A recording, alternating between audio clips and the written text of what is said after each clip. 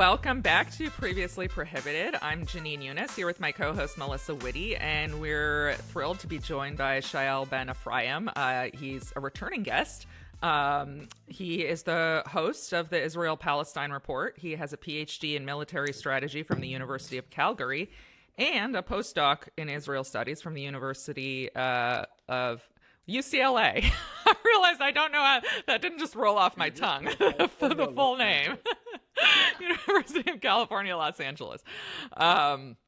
So we're here to talk about his evolving views on the situation in Gaza, and Israel-Palestine more generally, and maybe we'll get into some Twitter spats that have happened recently, too, that have been of interest. So welcome, Shaiel. We're so happy to have you back. Thank you for joining us and bearing with us through power outages, too. Yes, always a pleasure. yes. Gave me a chance to walk the dog. Yes. What kind of dog do you have?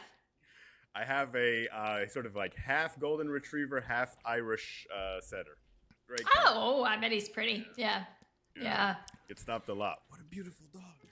Oh, yeah. I bet. I know. I love a good Irish setter, even though, I don't know, they can be really ornery, right? Yeah. He's very chill. He is incredible. Okay. Yeah. Very good. So I think probably most of our audience is familiar with you, but for the few people who haven't followed you, they should. And Shaiel, I would say, came out kind of strongly shortly after October 7th in favor of military operations in Gaza, and has over time really walked back or sort of almost done a 180, I would say, and became very critical of Israel's conduct, but was reluctant to describe it as a genocide, and then recently has described it as a genocide, and to the chagrin of many Israel supporters. And I think you've even renounced Zionism. When we talked last time and I asked you to define Zionism, it wasn't really what most people think of. Like, you were, it's like what I would be fine with, like a state with equal rights for everybody, as Palestinians and Jews can live side by side peacefully and with equal rights. So anyway, if I've misrepresented your views, feel free to correct me. But anyway, yeah, let's talk about that. Yeah. Represented them perfectly. So you, I thought that you were reasonable. I really enjoyed our conversation last time, Shaiel, even though we definitely disagreed pretty strongly. But I actually didn't realize that you had a PhD in military studies. So it actually makes a lot of sense, a lot of the way that you've come, because what we are seeing now is that there is no military solution, right? It is gone. And so now it is just this kind of wanton slaughter. It is misery for the sake of misery. And I think it's misery for the sake of personal political ambitions, goals, and in the service of particularly of Netanyahu's own personal interests, not even his party's interests or anything. You're talking about it's serving him and really no one else, right? And surely you can see that. Yes. So the military strategy element is very important, right? For me. I saw the beginning of what I thought was a war, what maybe at first was a war, and could conceive of goals that were achievable and that would benefit everyone, including the Palestinians in Gaza. I wasn't naive enough to think necessarily that would be pursued perfectly or all that, but I could see a path, and I wanted that path to be pursued. It didn't take too long until I realized that path was not being pursued. And I have to say, everyone in Israel I talk to who actually understands military strategy has agreed for a very long time. It's just that some people aren't willing to deal with the implications of that. Now, as far as the interests that this serves, I think it's important to look at what's motivating this on two different levels.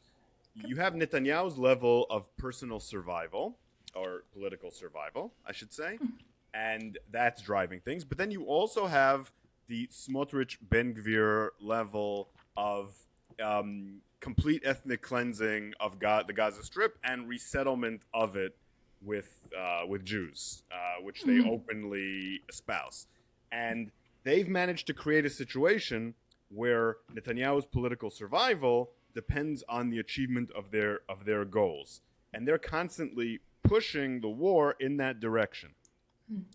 And it's very clear to see when you look at the war in its early stages and the war later on that, you know, at first you had people in the coalition who were moving towards more of a military goal. You had your Benny Gantz and Eisenkot and those people, you know, it was a long time ago, but they were moving in that direction, and they were fighting against Ben-Gvir and Smotrich.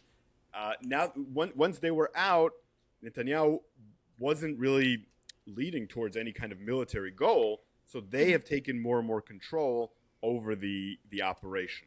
So when people say that it's Netanyahu's political survival, that's very important. That's what's driving this. But the policy, more than anything else, is the policy of Ben-Gvir and Smotrich. And that, I think, is something that a lot of Israelis are having difficulty with. And that is one of the reasons that I've changed my mind so much, because when I see the logic of this, that's the logic. They're pushing in that direction. Right, yeah, and to be clear, I'm not one of these like Bernies that, oh, this is just Netanyahu's war. No, I do understand that this is, but I think that they're, you know, just from, he is certainly a driving force, obviously, right? And he's very much serving his own interests. And then that is also, others are taking advantage of that, and they're using that to, again, pursue their interests. And it becomes a wider thing. So I just wanted to clear that up. One question. I wasn't trying to yes. Sorry. One question I have for you is, I mean, it's my belief, I don't know if you agree, that the American government is kind of going along with the most extreme elements of this, you know, the Netanyahu and Ben-Gvir and Smotrich, and maybe not all of Israeli society wants this, or all of Israeli politicians want to go this far in terms of like resettling Gaza. Why are they doing that? Like, I personally believe, I don't know if you agree, I think there's like blackmail operations and stuff like that and influence operations, but and you can respond to that if you disagree, but why, like, what is motivating them to go along with these specific people? It's not, because I don't see it in Israel's long-term interests. I don't see it in Israelis' long-term interests. So if these politicians actually cared at all about Israel, I don't think they would be, you know, going along with these extremist elements that I think are just, you know, completely destroying Israel's reputation around the world and likely to lead to, I think, long-term collapse, or something along those lines. Yeah, so as far as various conspiracy theories, I'm an Occam's razor guy. I believe in a simple explanation, and I believe in things that I can prove.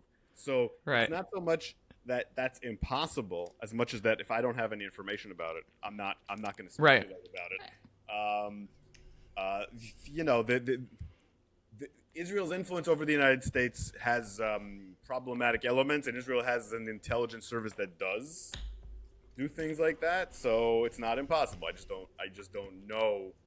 So I don't want to speak to anything that I can't prove, and that's why I don't really talk about these kind of conspiracies. There's no question that Israel does run influence operations that are shady, but since we don't have any information, I'm not going to speculate on that too much. But I think there's an Occam's razor explanation to all this. The Trump administration likes authoritarian regimes. They work with authoritarian regimes all the time. They respect them. It's democratic regimes that they have difficulty with. And so having a government that's run by people like Netanyahu and Smotrich and Ben-Gvir is really not a problem when you like Putin and you like Orban and you like people like that. It's very similar.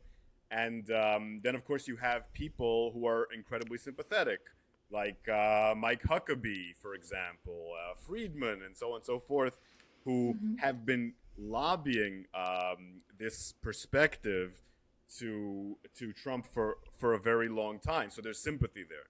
But there's also something else. There's weakness on the part of the Trump administration. I think for a while when this administration started, we got a little bit of an impression, I'm guilty of this too, that maybe Trump knows what he's doing more with international negotiations than he does, that maybe he's better at these things than Biden was, and so on and so forth. And I think the last month or two have really proven that that's not the case. Well, Biden was basically a potted plant, but okay, whoever was acting on Biden's behalf. I'm not so much trying to say anything good about Biden, who I know. really dropped the ball on all this Yeah. stuff, as much as to say that Trump's no improvements. We have the negotiations with Russia that have gone absolutely nowhere. Granted, I'm not sure anyone else could do much better, but okay. We have the negotiations with Iran that Trump had in the bag almost, and then allowed Israel to bomb Iran, and then bombed himself, and now they're completely off track. And then we have all of this with Gaza, which the truth is, Trump could end what's happening in Gaza. He absolutely could, and he's not. And all of those show the same picture of weakness and inability to achieve deals that he said that he would achieve. Right. He goes along with whoever's stronger. He goes along with wherever the wind is blowing, and this is where the wind is blowing. And but it's not. It's not with the population. Like, I get that it is with the people he's surrounded by, but like when you look at social media, it's clear. Well, granted, my following is cultivated and my followers have blocked a lot of people, but it seems to me when you look at social media, like people do not like this, and they didn't want war with Iran and all of that. Right, and sorry. No, So the American population. Oh, the American population. Yeah. I will also say though, Trump is, and people say, "Well, Twitter's not real life," but Trump is extremely online. Yeah. His entire administration is very online. Yeah. And so yeah, it's not real life, but then at the same time, it kind of is as far as DC goes, right? And this is not popular, and it's growing the discontent and the dissatisfaction with the prioritization of what seems like Israel and Israeli interests over even domestic issues here in the U.S. It is a growing problem, especially on the right, right? And I want to give Shaiel a chance to respond, but really quick, because I think it's a very good example. No, don't say sorry. They came out earlier this week saying that states won't be able to get her disaster relief funds if they boycott Israel. And I think there was a lot of outrage online, and they walked that back very quickly. So I think that was a sort of clear indication that they are responding to what people are saying online. Yeah, and the other thing that NBC reported yesterday was that Netanyahu said that there's no hunger in Gaza, and Trump was yelling at him. Yeah, he's seen that, and he's lying, and to stop lying. Yeah. So I think that what Trump is trying to do, unfortunately, is the same thing the Europeans are trying to do, which is trying to triangulate. They don't want the pictures that are causing a lot of unrest and lack of popularity, but they also want to keep all the money coming in terms of weapons and in terms of lobbying and in terms of high-tech cooperation. They don't want to damage the bottom line. They don't want a rupture with the Jewish community. They don't want to be accused of being anti-Semites. They don't want all the mess that comes with it. And so what they're trying to do, the Europeans and the Americans, is try to ameliorate the worst pictures while keeping the substance of the relationship with Israel intact, along with all these other things. So these are very cowardly people, these politicians. Trump, actually less than others. Trump, I will say, Trump has his own agenda, and he's willing to pay a price for it. That's one of the things I grudgingly admire about Trump. But generally speaking, politicians are spineless. And what they're trying to do is find a way to ameliorate the damage without taking any risks. And a break with Israel has a lot of risks. And having these pictures all the time on the news is also bad. So they try to not take risks in either direction. That's what we're seeing Trump do, in my opinion. Yeah, I think the problem for Trump personally is that conflict, like physical violence conflict, is actually kind of contrary to his nature. I don't actually think that this, and so his instinct is to negotiate, do a deal. We always got to try to cut a deal, right? And then so that's his natural instinct, and of course he doesn't, whether it's not that he doesn't understand or whatnot, but he doesn't have any experience really dealing with actual physical violence, war. And so he has to lean on the advice of others, and all of the people that he has always surrounded himself with are just, psychotic war pigs, unfortunately. Yeah. I mean, he had some people early on, but they were all pushed out. Like there was that Caldwell guy, and I forgot the names. Yeah, there's a handful of them, but even then, even the ones that, like, they talk about the Colby guy, Ashby Colby, I think his name is, Joe Kent, Domino is still in there. Yeah. There's still, those are like China hawks. So their whole thing is like, oh no, we just gotta pivot away and go towards Asia, which is like not really better. So, well, it's better than genocide. True, but yeah, but there's structural issues here that go beyond Trump. Non-interventionists tend to lose. There's two reasons non-interventionists tend to lose. One reason is because non-interventionism is kind of a philosophy that doesn't give you a lot of solutions to specific crises. So what you'll often see is you'll have a president come in, they'll say, I want to be non-interventionist. A great example is, W. Bush. I want to be non-interventionist. Then 9/11 happens. So what's the non-interventionist answer to 9/11? Well, there isn't one. And then a great one is not invading a country that had nothing to do with 9/11. Exactly. You're hitting the exact point. Is that non-interventionists say what we shouldn't do is this, and then you're like, okay, they don't have answers to what we should do. And I think there are. I mean, I would say I would describe myself as pretty non-interventionist. I would kind of almost to an absolute sense. Like, unless we're attacked, I don't think we should. Well, we were attacked. So, but just very targeted attempts to go after the specific people involved, and not, No, I'm not actually arguing with you on substance. I think that your solutions are much better than the interventionist solutions. I'm talking about marketing. The ability of interventionists to market themselves is much better, because when there's a crisis, when there's no crisis, they sound psychotic. But when there is a crisis, all of a sudden it makes sense. Yeah, they have this idea, it might work. It doesn't work. But they have this idea and it might work. And non-interventionists are like, we should be more careful. We should be this. And that sounds wussy and weak when you're dealing with a crisis. And then, of course, you also have the whole Eisenhower thing with the industrial military complex. And that's pushing you into interventions all the time, and that's structural. So really, presidents are being pushed and pulled when you have these crises, even if they are non-interventionist.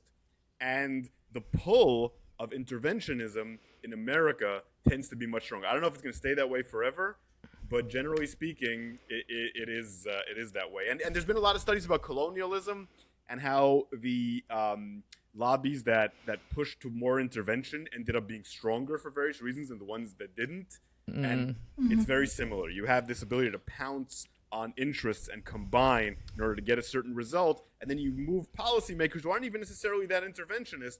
Right. In this, and then there's a self-fulfilling dynamic. You intervene somewhere, you need to intervene again. Like, Afghanistan leads to Iraq, and going into Gaza leads to going into Lebanon, leads to going into Syria, leads to bombing, and so on. And they all have a remarkable ability to start history exactly. That's when what they I was just gonna say. started. Like, Americans' memories are so short that nobody learned the lesson from the early 2000s. But I do want to make sure that we get to your shift on the question of whether Israel is committing genocide. And I'll say, I don't like to argue so much about this and, whatever the specific words. If soldiers are shooting kids in the head and heads of state are saying we're going to starve a civilian population and you're shooting desperate people trying to get food, that's extremely, extremely bad. And you're bombing an entire enclave with 2 million people into rubble. Genocide, not genocide, whatever. It's really, really bad. We should not condone it. We should be not involved in it at all, or in my opinion, whatever. Anyway, but nevertheless, you made a specific change to decide to call it a genocide, and I wanted to sort of ask you why you decided to do that, what drove you to do that, whether you think it matters, the terminology. and the finally the like backlash you received? Yeah, so I think it matters a lot that we call it genocide. I think that the power of the word genocide is that it makes it seem like the most important issue. Like if you ignore it, you're basically part of a crime.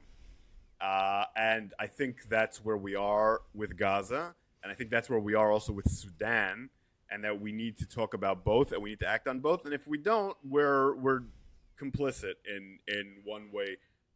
Except we're not really funding the Sudan genocide, so that would make it different, right? We're not funding it directly, but our dealings with the UAE, which is funding it, mean that we're complicit in a somewhat indirect manner. Yeah. And if we're not putting pressure on the UAE, we're treating the UAE as also another country funded by the United States. Right. The truth is, the more I think about it, the more it's the same. It's just there's just one level of removal because the RSF isn't the UAE, but it is. So right, but the U.S. doesn't send money to the UAE, to my knowledge. Correct? It does. We give them money. Yeah, I mean, we fund their military, and their military is helping the RSF. The involvement is probably not quite as massive, but on principle, it's the same. Yeah, the U.S. Okay, I'll take your word for it. I don't know as much. I on your show, but maybe talk about Sudan. Maybe we'll talk about Sudan. We'll have someone on. Maybe we'll have you back on to do an episode about Sudan. I mean, another difference, and I think this is just it's just hard, especially as a half Palestinian, to hear like our politicians constantly defending what Israel is doing, whereas they're not doing it with Sudan. Like nobody's like, no one cares, which is like a different level of evil, I guess, or a different kind of evil. But yes, and so to me it was. I can tell you the moment when I was like, this is genocide. I can tell you the exact moment. I was share. But so I was talking to an IDF source. And the IDF source was working in intelligence, doing something similar to what I did back in the day. And what this person was telling me is about how Israel is looking for water sources in Gaza and mapping them out. He was telling me how they're mapping out water sources, they're mapping out infrastructure. And I was like, yeah, we used to do that too, so that we could avoid it. But the difference was he was mapping it out so that we could target it. He was mapping out the water supply. So there's a well here. We need to target it. There's a well there, and the idea was, it's an infrastructure for Hamas. It's like how is a well in a village or in a suburb infrastructure for Hamas? And he didn't even have an answer for that. He's just so used to thinking of everything as infrastructure for Hamas. Desalination plants. There's no people in most of these targets. There's just water. And the water is being destroyed, and that you start to understand the logic of Israeli military operations as the destruction of all life in Gaza, while maintaining some plausible deniability. That's what's happening there. And when you hear it from their explanations, are telling you this logic. They're not using the word genocide because they don't see it that way. But that's actually what they're doing, and I'm talking to people in Gaza, and they're telling me, this is later, they're telling me that they feel, and they have strong evidence, that doctors are being targeted based on their importance to medical infrastructure. If you can't be replaced, then you might find a drone coming to your house. I guess and this is like, I'm not trying to, I appreciate you so much. I think you've done more for the Palestinians than probably me, because you have more as an Israeli Jew, you probably have more credibility and ability to get people to change their minds on this. So like, I'm extremely grateful to you, not trying to attack you at all. But just to me, it was pretty obvious from the beginning, like the things that they were saying. And I mean, I've followed this conflict my entire life, my dad being Palestinian, like, I always knew that they were going to wait. They were going to take an opportunity for something like October 7th to happen to try to drive the Palestinian, like do an ethnic cleansing plus genocide to the extent it's necessary to accomplish the ethnic cleansing. So like the statements they were making at the beginning, and then like the, just insane bombing campaigns that were clearly targeting civilian centers, like the words of very powerful people that were going to shut off supplies. Like, to me, that was very clear that that's what they were trying to do from the beginning. So I guess I'm just wondering, like what caused you to not consider that? And again, like, not trying to attack you at all. No. This is a very important conversation to have. Yeah. And I've been thinking about this a lot. So there's two assumptions you had that I didn't have, where you were correct and I wasn't, and the reason for that is indoctrination that I received from birth.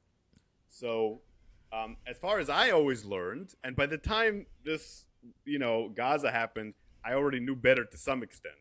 But what I'd always learned is, of course, that the Nakba was self-defense, and that, that a lot of Palestinians left voluntarily, and the whole thing was meant in order to destroy Israel and so on and so forth. And, that whole lie, essentially, of what the Nakba is and why it occurred. And the idea, why is that important? Because the idea is that Zionism isn't based on any kind of attempt to destroy the Palestinians as a people or as a society, but just to defend the self-determination of Jews in the land of Israel. So that whole impulse that you see in Zionism, that I also increasingly identify in Zionism, is something that we deny completely, and that the vast majority of Israelis, including a lot of left-wing and liberals, so to speak, Israelis, deny, and that most Jews in the United States also deny. Yeah. So there's that element. Now, regarding what happened, the entire appraisal of the Zionist movement from our perspective was always, yes, we do things that we shouldn't do, probably, depending on how, if you're left or right or whatever, but we do it because we have no choice. We do it because we have these enemies who are trying to destroy us. And of course, there's truth to the fact that we have enemies that are trying to destroy us, but then our reaction to that is we don't look at the substance of Zionism and the problems with the movement, because everything bad that we do, well, it's not our fault. It's because we're reacting to these bad people who are always trying to destroy us. And that's the mainstream Zionist approach.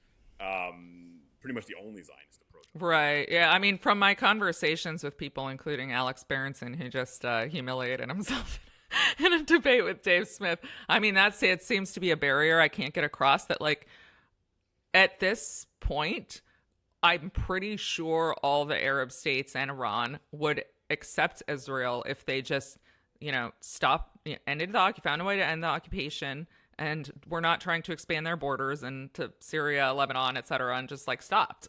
The issue is the continuing oppression of the Palestinians and expansion of the borders. So there's obviously, like, a difference in how people see things, but yes. So for me as a total outsider, obviously, in this conversation, really, because I come from it just from straight American Christian, not Christian Zionist. Right, we have three very different perspectives here. So for me, watching it, one of the most devastating things that happened very early on that did not get the attention that I thought it deserved, but really I think about it all the time, was when I watched the controlled demolition of the Ministry of Records in Gaza, and this was in January of 2024. And that was the first time that I was kind of like, holy crap, they really are going to wipe it off the face of the earth. Because the only reason that you destroy every single record of being, of absolute being is because you want to erase any record of how many people are there and destroy. It's the best way to destroy the evidence, right? Because you've got buildings crashed on people. There's going to be so many bodies that you just don't that won't ever be counted, and the only way you could count them is if you have record of these people existing to begin with. And so for me, that was the moment when I was like, no, I can see the intent right here. It's this is, I don't even know how you kind of recover from that, right? It was so devastating, and it was this weird thing where no one even really talked about it. Yeah. So first of all, I totally remember that, but I didn't think it through the way that you did. I just didn't. Yeah. I don't know if I was in denial or just an idiot. I don't know. The implications, which you're absolutely correct on, didn't even occur to me at the time. Right. I remember thinking, this is very bad, blah blah blah blah blah, but not thinking through the implications. Yeah. So this brings me to the second part of my answer. I talked about the how we view Zionism. And the other thing is how we viewed October 7th. And this is very important. So we view October 7th through the prism of Zionism being a movement that, or viewed, I should say, I don't see myself as part of the movement anymore, viewed it through the prism of Zionism being the movement to defend the Jewish presence from all these enemies that want to destroy it. Now, October 7th was, of course, a terrible crime and shocked Jews to their core. Not just because of the pictures that we saw, but also because it reminded us of the trauma of the Holocaust or the traumas of the pogroms that we experienced in Eastern Europe or that Mizrahi Jews experienced in their countries and so on and so forth. We felt that helplessness that we thought that we had overcome. And that's a traumatic experience that's hard to explain to non-Jews. Not because it's worse than Palestinians, it's just a different kind of trauma. Yeah. Yeah, for Palestinians, they always feel helpless, I think. So at some level, maybe they envy that we felt secure for a minute. So I don't know if I've ever mentioned this to you, but my mom's father was a German Jewish Holocaust survivor, actually. Survivor is it's a loose. He fled Nazi Germany and with increasing anti-Semitism in the late 30s, and he didn't like Palestinians. And my mom was like a super contrarian, like I. So she married a Palestinian. So I have a little bit of Yeah. So when I saw the footage from October 7th, I knew that Gaza was going to be completely destroyed. I knew that horrible crimes were going to occur. Yeah. That was actually one of the first things I thought about. And I can't say that I felt that I already knew that was bad. I wasn't sitting there thinking good. I wasn't, because I'd been through the second Intifada where I did say good at first, and I realized that that's a path to, horrors. Yeah. But I talked to a friend of mine who at that time was way to the left of me. He's probably where I am now, and he said we need to go into Gaza and kill everyone.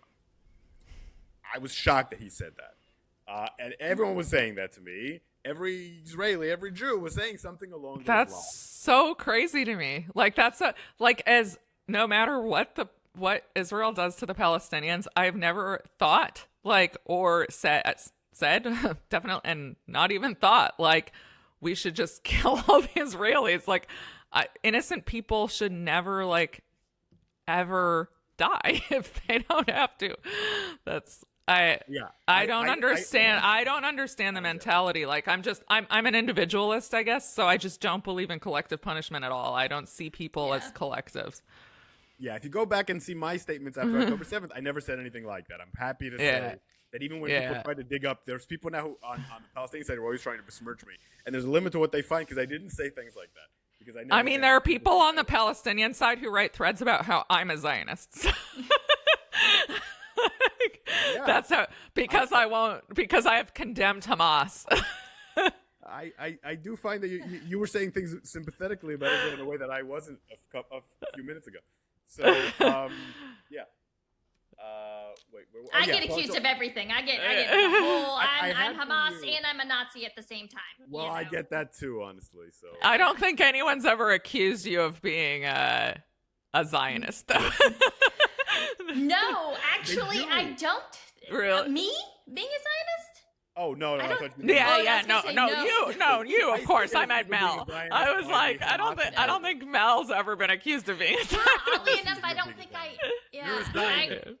Yeah. No, I just get Nazi and Hamas. That's it. So I'm always like, Oh, I get it too. Yeah, so the reason I'm bringing this up is because for months after October 7th, anything that Israel did and anything that Israeli politicians said, I was like, yeah, that makes sense. They're angry. They're full of rage. They're going to commit horrible war crimes. None of that surprised me. I didn't think, because on some level I just didn't understand Zionism at its core, that it would reach the point that it reached. That, and what I mean by that is that once the anger abated, and to a great degree the anger's abated, it would become so systematic, and it would become so entrenched, and it would become so institutionalized. That's what surprised me. The anger. So on January 2024, I was thinking this is just us acting out. That's why I didn't take it as seriously as you did with the records, because I didn't understand that this was going to become policy. I thought it was anger. When I saw that it was becoming policy, and I also thought a lot of it was about the hostages, because I was an idiot. Because I was very angry about the hostages, and everyone I knew cared about the hostages, and still do deeply. And that's something that the government has used very cynically to justify a lot of things that people otherwise would never support. Of course. So those two things led to my blindness for a very long time. And so as someone who's made a significant change, and I admire you so much, like you're incredibly brave to do that. I've had conversations with people who I think would have designated themselves liberal Zionists. They're Jewish, not Israeli, so I don't think they understand as much as you do about the situation on the ground. I mean, I'll name names, like Alex Berenson was one. We've had conversations. David Zweig, who's a journalist. And I just found it like very hard to break through. Like they think that Palestinians just wake up in the morning and have done so for centuries, just like, I want to kill Jews. And I keep trying to explain to them, like, no, like Palestinians, like everyone else, like, and I have family there. They just want to like be with their family. They want to earn a good living. They want to be able, enjoy their time with their family and live good lives. Like they are, of course, like they're not happy about the way they're being treated by Israel. They see the occupation as an oppression, a very oppressive force, and people in Gaza like consider the blockade and all of the deprivations that Israel imposes an occupation. They hate most of them hate Israel, and they do. I mean, they use the term Jews and Israelis interchangeably because they don't know non-Israeli Jews. That's where they live. So, they say things that would be like non-politically correct here, but like they don't hate Jews. They just don't. And that's not like their mission in the morning to get up and go kill Jews. They just want to be free. But I couldn't break through on that. And these are like very smart people who are normally very rational. And I couldn't quite understand, like, why can't I break through these people? And like, I have personal experience with this. Why won't they listen to me? I was wondering if you have any insight into that. I have insight, but I don't know. Yeah. I mean, from the perspective of Zionists and perspective of history, there's been violence from Palestinians from the Balfour Declaration and onward. And, from 1920 onward, and Nabi Musa riots and so on and so forth. And, so from the Zionist perspective at that time, the Zionist movement was not particularly militant, was not armed, didn't really have an organized militia. The Haganah was only formed after that. And Zionist movement was very, had different streams in it. Some that wanted more coexistence, some that wanted less coexistence. The revisionist movement, Jabotinsky's movement, wasn't formed until 1925, after violence started. So from the Zionist perspective, the violence precedes anything that Zionists did. What they fail to recognize, of course, is that we're talking about a political movement that Palestinians found incredibly threatening, especially when it comes paired with a colonial government. Right. You have a colonial government that comes in. It's a foreign colonial government. And they promise to take this Balfour Declaration and turn it into policy. So what I'm saying now is, so that's the Palestinian narrative. And that's how Palestinians understand it. Zionists don't understand it that way. From their perspective, they came to live. They were civilian societies, settlements. They were being attacked. They were being slaughtered. They experienced all sorts of atrocities. They hadn't committed any atrocities against Palestinians. From their perspective, they always talk about how they agreed to partitions of the land. 1936, Passfield, 1947, the UN partition, they agreed. Palestinians did not agree. So right, but like, why would you agree to give your land? You know, it's like your land. So. Right. But this is how Zionists see it. They see it from day one. The Palestinians have rejected our presence in the land. They didn't treat us well when we were a minority either in Arab countries. There's a history of anti-Semitism in the Quran, and there's all this violence, and then. But there's I'm not arguing with you. I'm arguing there's also like a lot of anti-Gentile sentiment in the Torah. So, like, I mean, if you want to go back to, exactly. Like, if you want to go back to the texts, like, that's just. I've been talking about that lately. People don't like that. It's like, talk about how bad the Quran is. Okay. But we have genocidal. Our Bible says that genocide is great when it's against our enemies. Yeah. Maybe that's influencing what we're doing. Do we ever think of that? I mean, that was where the destroy the Amalek came from. So. The Amalek and the Canaanites. Yeah. And the Canaanites are our ancestors. Although the people who wrote the Bible doesn't seem to have known that. So they were talking about committing genocide against their own ancestors. Anyway. This is the narrative, and narratives are like that are very strong because they have so many true historical facts in them. Of course, you have to ignore a lot of other historical facts in order to get there. So that's why it's so strong. And then there's the other component. The other component is belonging to your community. Once you move out of that narrative, the price you pay is significant. People stop talking to you. People consider you a traitor. You have a in-group, out-group mentality. So all you need is enough of a narrative to cling to and enough of an in-group, out-group incentive to cling to, and you don't have any desire to understand the other side or listen to the other side. And you can see that from the Palestinian perspective. You can see that from the Zionist. You can see it from any. I mean, there's any way you approach this. I can tell you, as a quote unquote conservative Republican who goes against Israel, it's a lonely road to strike out on. Obviously, not probably, I'm sure, as lonely as yours is, Shaiel, but certainly sympathetic, because those, especially, being outspoken in October 2023 on the right was basically just, I mean, you should have seen the messages I used to get. I hope you get raped in front of your family was a very common thing that people would say, just. That to you. Was it Jews or was it conservative? I mean, people, actually, it was, I'll say Zionists, and it was Jewish and Christian. The craziest messages I've gotten, other than from Beitar, are from Christian Zionists, or actually weirdly pro-Israel Catholics, who I don't even think you can describe as, for some reason, pro-Israel Catholic boomers are insane. Well, I was at that time on the DeSantis. I was still with the DeSantis group on my Twitter feed. So they were psychotic. I mean, just crazy. They are. Because I remember at one point somebody said, if you were taken hostage, what would you want them to do? I was like, I would 100% not want them to bomb where I was. Okay, if I ever get taken hostage, don't ever drop a bomb where you think I might be. And I read two of these guys, and both of them were, Christians, said, don't worry, you crazy bitch. If you get kidnapped, no one is ever coming to rescue you, and we'll pray for your kidnappers. Crazy stuff. I mean, who said stuff like that, Unfortunately, I get that a lot. I get too bad you weren't there on October 7th. And when they finally kill you, we're going to laugh. And we kill capos.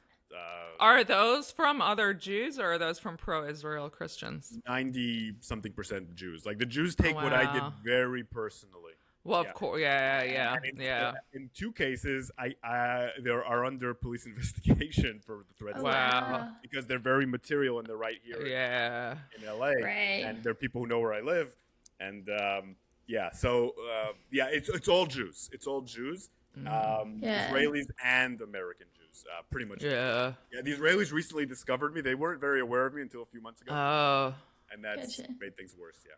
Yeah, I ticked Beitar off because they were like posting about how they were going to go to Hind Rajab's vigil, like annual vigil, and like take pictures of people to send to get deported. And I was like, these people are like, I mean, I can't even imagine the level of sickness it takes to go to a vigil for a 5-year-old or 6-year-old who was killed and like try to get people deported for going to the vigil. And then they still call me. Like, so they found my number online. I didn't realize it was online. Yeah, Oh, yeah, and they started call her all the time. They like, call all the time. yeah. And I can't they leave messages like, you Islamic bitch. I'm like, well, I'm an atheist, but okay, whatever. You know their names. Have you gone to the police? Because arresting them would be fantastic for the. So I've tried, and a Washington Post reporter wrote up an article about them after it became clear. I had sort of tipped him off to them, and that I thought they were influencing the Trump administration. And then when it became clear that the Trump administration was getting their deportation tips from them in Canary Mission, he was like, I'm really interested in the story. So he wrote it up and talked about me like being targeted. But yeah, I didn't read it though. Yeah, they still call me, and like they just leave like crazy messages, and they're part of a targeted effort to stop the Israeli government from letting me into Israel. Yeah. So they've been part of that. I saw that. And a bunch of other people are also part of that. Yeah, I actually have no idea what happens if I try to enter Israel now. Yeah, that's. I plan Do you to have vote in the next elections. Do you have family there? I forgot. I do, but not very close. Okay, so not like your parents. No, my mother passed away. She lived in Jerusalem. I'm sorry. Okay. And my father lives in Queens. So I probably should have said which borough. Yeah. Yeah. But my close friends, I have like a tribe of close friends, the way only Middle Easterners do, I think. I have like 10, 11 friends who are family. None of them have turned their backs on me because of my opinion. Some of them agree, some don't. Well, yeah, I guess we're all kind of lefties. And it would be sad if I could never see them again. So things will change. Yeah, look, if it happens, it happens. I'm going with this all the way. There's no price I won't pay for this, because I feel like the fact that I served in Israel, I worked for the government, I supported this operation at first. I have a lot to atone for. So whatever minor price, and really any price I've paid so far has been very minor. But if I have to pay more major prices, I'm willing to pay that. Now, on a personal level, you got married since the last time that we saw. Yeah, you, right? I did. Congratulations. Thank you. Yeah, we're going for our honeymoon soon in Hawaii. Yeah. Oh, amazing. Oh, I love Hawaii. I've love never been. Are you going to Oahu? Are you going to Honolulu? We're going to Honolulu. Yeah. I've only been to Maui so far. I just love the city of Honolulu so much. I love walking around in it. I lived there when I was a kid, and then we've been back a couple times. You did? Oh, because your dad was in the military. Mm-hmm. You gotta go. I know. I'll make it sometime. I really want to go back to Palestine, but I haven't been since 1997, because I stayed in my dad's khirbi for a month, and that was the only. That was the only time I met my grandparents and aunts and uncles. They almost all live there, and then I have like a billion cousins. Where is that? So they live. It's close to Nablus, but it's like a very small village. It's called Khirbet El Yunis. My great grandfather founded it, and it's just the descendants of him. So it's like I've seen it on a map. I know exactly where. Yeah, we talked about it last time. I think half of it, unfortunately, was taken for an Israeli settlement. But that's probably why I know where it is. Yeah. But I really want to take my son there, and but you know, only when it's safe. And my father, I've probably told this story on the podcast before, but he went almost every year till his mother died, and then he said he's not going to go till the occupation ends. He refuses to be subjected to the humiliation. But he tried to go in 2009, and they like randomly just detained him at like Tel Aviv for 3 days. They held him in some kind of cell and like strip searched him, and then they sent him back accompanied by an IDF officer like on the plane, and he felt so humiliated. It took him a few years to go back, but he loved his mother and he wanted to see her every year, so he did like resume at some point, and then she passed a couple of years ago. So he said, I'm not going till the occupation ends. So I'm hoping like I can take him and my son. That's my dream. I hope so too. Thank you. To a country where everyone has rights. Yeah. Well, on that note, I actually had like 8 more questions I wanted to ask you, but we've gone on for too long. So like, let's just do another episode, and we can talk about Sudan too. Anytime. Yes. Okay. Yeah, and we'll talk about Twitter spats. There's been some good Yeah, ones lately. that was They've the been one. entertaining. Do you want to get in? Should we just get into that one quickly? Real quick, you know what? We'll do it. We'll cut it right here. We'll do that, and then we'll have like an extra.